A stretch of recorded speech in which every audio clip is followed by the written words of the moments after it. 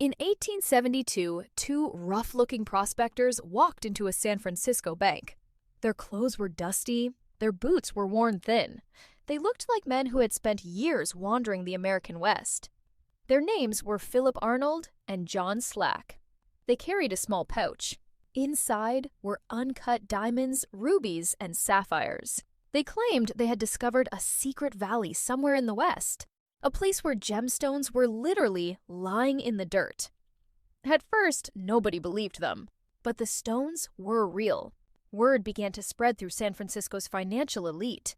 Soon, the story reached powerful investors, including J.P. Morgan.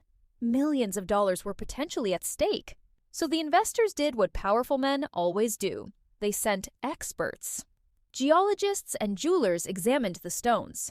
Some were shown to specialists connected to Tiffany & Company, including its famous founder, Charles Louis Tiffany. The verdict shocked everyone. The gems were authentic. If the mine was real, it could be the greatest discovery in American history. But Arnold and Slack played their roles perfectly. They acted almost embarrassed by the attention.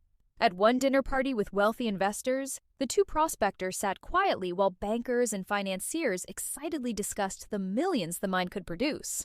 The simpletons barely spoke. They acted like simple men who had no idea how valuable their discovery truly was. That performance made them seem even more believable.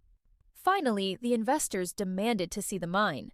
Arnold and Slack led a small expedition deep into the wilderness of what is now Wyoming. When the experts arrived at the site, they began finding gems in the ground almost immediately. Diamonds, rubies, sapphires. Everywhere they dug, more stones appeared. The investors were convinced.